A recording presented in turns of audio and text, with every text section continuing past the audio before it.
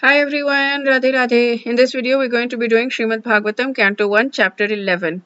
So, the previous chapter it was Bhagwan Shri Krishna. After the war was over, the Mahabharat war was over, he came to Hastinapur, and then from Hastinapur, he left for Dwarka. So, the chapter was talking about how everybody was just feeling a lot of separation from Krishna, and they were driving, they went with him a considerable way to drop him off. They didn't just go up to the door of the house, or to the car or whatever. They went to a considerable way, and then Krishna Bhagwan had to say, "Okay, go back now, go back." It was very sweet.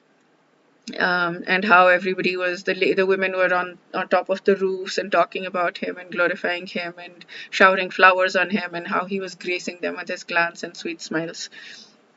Okay, so now Krishna Bhagwan is in Dwarka, so this chapter is going to be about that. So let's call out to Bhagwan Shri Krishna. Om Namo Bhagavate Vasudevaya. Om Namo Bhagavate Vasudevaya.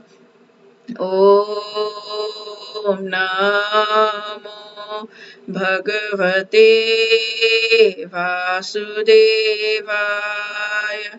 Dear Bhagwan Shri Krishna, please soften our hearts as we listen to Srimad Bhagavatam. Please open our hearts. Please split it open wide so that we can feel immense love for you. Please help us come closer to you.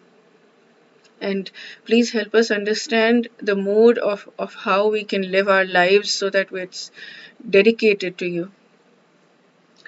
Okay, let us read the verses. The Lord Krishna's entrance into Dwarka. Chapter 11. Text 1. Sutta Goswami said, upon reaching the border of his most prosperous metropolis, known as the country of the Anarthas, Dwarka, the Lord sounded his auspicious conch shell, heralding his arrival and apparently pacifying the dejection of the inhabitants. So now the Dwarka Vasis are very, very happy. So Krishna Bhagwan sounded his conch shell, and so the inhabitants of Dwarka were thrilled. 2. The white and fat bold conch shell, being gripped by the hand of Krishna and sounded by him, appeared to be reddened by the touch of his transcendental lips. It seemed like as a white swan was playing in the stems of red lotus flowers. 3. The citizens of Dwarka, having heard that sound which threatens fear personified in the material world, began to run towards him fast. So that sound of the conch shell usually threatens fear, it scares fear, and they run, and the citizens of Dwarka ran towards him just to have the long-desired audience with the Lord, who is the protector of all devotees. 4 and 5. The citizens arrived before the Lord with their respective presentations, gifts, and offering them to the fully satisfied and sufficient one who, by his own potency, incessantly supplies others. These presentations were like the offering of a lamp to the sun. Yet the citizens began to speak in ecstatic language to receive the Lord, just as wards welcome their guardian and father. Just as children welcome their guardian and father. So the citizens are like offering the lamb to that's what we're doing, right? We're offering things to God, and what are we offering really? What everything he is owned by him, right? We light a diya and offer to him. That is owned by him. What are we offering? 6. The citizen said, "O Lord, you are worshipped," and yet he wants that, he loves that. He says, Patram Pushpam Phalam Toyam Yome Bhaktya Prayachati. He, in the Gita, he says that, like he wants that offering because he wants our heart. That's our free will. Nothing else belongs to us. Anything that we're offering to him, nothing else belongs to us. It all belongs to him. It's like Ganga water. We're taking Ganga water and offering it to Ganga. But our free will belongs to us. Our desire for him belongs to us, and that's what he wants. And that the offering of the diya, offering of the food, offering of whatever, patram pushpam phalam toyam, all of that is just our us expressing our love, our desire. The citizen said, O Lord, you are worshipped by all demigods like Brahma, the four Sanas, and even the King of Heaven. You are the ultimate rest for those who are really aspiring to achieve the highest benefit of life. You are the supreme transcendental Lord, and inevitable time cannot exert its influence on you. So the citizens know he's God. 7. O Creator of the universe, you are our mother, well-wisher, Lord, Father, spiritual master, and worshipable deity. I'm just imagining how everybody is just running towards him and so happy and glorifying him. By following in your footsteps, we have become successful in every respect. We pray, therefore, that you continue to bless us with your mercy. 8. Oh, and it is our good luck that we have come again today under your protection by your presence, for your lordship rarely visits even the denizens of heaven. Now it is possible for us to look into your smiling face, which is full of affectionate glances. We can now see your transcendental form full of all auspiciousness. 9. O lotus-eyed Lord, whenever you go away to Mathura, Vrindavan, or Hastinapur, to meet your friends and relatives, every moment of your absence seems like millions of years. O infallible one, at that time our eyes become useless as if bereft of sun. 10. O Master, if you live abroad all the time, then we cannot look at your attractive face, whose smiles vanquish all of our sufferings. Okay, that I'm going back to that. Our eyes become useless as if bereft of sun. So when there is no light, the eyes are useless, right? The eyes only are useful when there is light. That's such a brilliant analogy. I love it. Okay. How can we exist without your presence? Upon hearing their speeches, the Lord, who is very kind to his citizens and devotees, entered the city of Dwarka and acknowledged all of their greetings by casting his transcendental glance over them. 11. As Bhogavati, the capital of Nagalok, is protected by Nagas, so was Dwarka protected by descendants of Rishni. Bhoja, Madhu, Dashahra, Arha, Kukura, Andhaka, etc., who were as strong as Lord Shri Krishna. As strong as Lord Shri Krishna? What? Nobody is as strong as Lord Shri Krishna. What are you talking about? This is very, very confusing to me. 12. The city of Dwarkapuri was filled with opulences of all seasons. There were hermitages, orchards, flower gardens, parks, reservoirs of water, breeding lotus flowers all over. Yeah. 13. The city gateway, the household doors, and festooned arches along the roads were all nicely decorated with festive signs like plantain trees and mango leaves, all to welcome the Lord. Flags, garlands, and painted signs and slogans all combined to shade the sunshine. Everyone was just very, very decorated with all kinds of things. 14. The highways, subways, lanes, markets, public meeting places were all thoroughly cleansed and moistened with scented water. Roads were moistened with scented water. Vava. And to welcome the Lord, fruits, flowers, and unbroken seeds were strewn everywhere. Oh, I love this. Okay. I like this idea of making the place scented for the Lord. 15. In each and every door of residential houses, auspicious things like curd, unbroken fruits, sugarcane, and full water pots with articles of worship, incense, and candles were all displayed. 16, 17. On hearing that the most dear Krishna was approaching Dwarka Dham, the magnanimous Vasudev, Akrura, Ugrasen, Balaram, the superhumanly powerful, Pradyumna, Charudeshna, Samba, the son of Jambavati, all extremely happy, abandoned resting, sitting, and dining. They abandoned resting, sitting, and dining.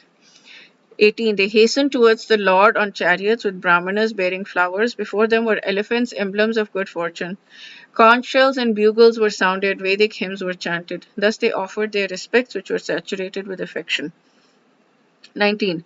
At the same time, many hundreds of well-known prostitutes began to proceed on various vehicles.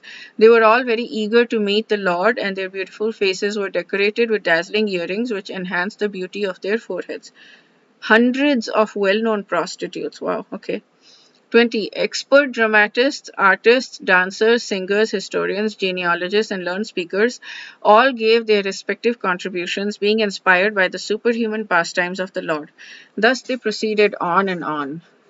21. Lord Krishna, the personality of Godhead, approached them and offered due honor and respect to each and every one of the friends, relatives, citizens, and all others who came to receive and welcome him. So he offered respect to those who came and to welcome him. 22. The Almighty Lord greeted everyone present by bowing his head, exchanging greetings, embracing, shaking hands, looking and smiling, giving assurances and awarding benedictions even to the lowest in rank. 23. Then the Lord personally entered the city accompanied by elderly relatives and invalid brahmanas with their wives, offering benedictions and singing the glories of the Lord. Others also praised glories of the Lord. So he entered accompanied by elderly relatives and invalid brahmanas with their wives, offering benedictions. 24. Lord Krishna passed, when he passed over public roads, all the ladies from respectable families of Dwarka went up to the roofs of their palaces just to have a look at the Lord. They considered this to be the greatest festival. 25. The inhabitants of Dwarka were regularly accustomed to look upon the reservoir of all beauty, the infallible Lord, yet they were never satiated. Yeah. How can anyone ever be satiated, right? 23. The Lord's chest is the abode of the goddess of fortune. His moon-like face is the drinking vessel for eyes which hanker after all that is beautiful. His arms are the resting places for the administrative demigods, and his lotus feet are the refuge of pure devotees who never talk or sing of any subject except his lordship. Yeah. Such beautiful verses. Yeah, it would be so cool to be able to memorize all of them and then just be able to say them whenever we feel like yeah. Fill our brain, use our brain as our friend, not our enemy. Fill our brain with all of these verses and all of this mode, and instead of filling our brains with, I don't know what, reels. Yeah. 27. As the Lord passed along the public road of Dwarka, his head was protected from the sunshine by a white umbrella. White feathered fans moved in semicircles, and showers of flowers fell upon the road. His yellow garments and garlands of flowers made it appear as if a dark cloud were surrounded simultaneously by sun, moon, lightning, and rainbows.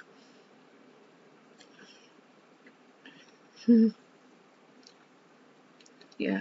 28. After entering the house of his father, he was embraced by the mothers present, and the Lord offered his obeisances up to them by placing his head at their feet.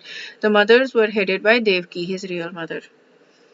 Wonder who the other mothers were.